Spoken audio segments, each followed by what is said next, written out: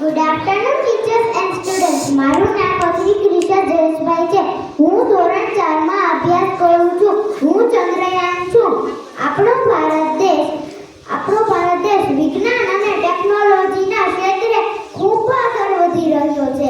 તેનું શ્રેષ્ઠ ઉદાહરણ છે ચંદ્રયાન 3.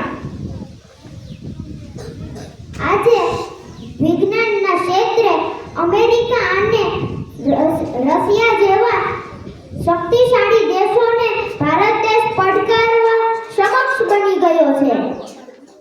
ઈસરોના વૈજ્ઞાનિકોએ સફળતા મેળવવા ખૂબ મહેનત કરી અને 14 જુલાઈ 2023ના દિવસે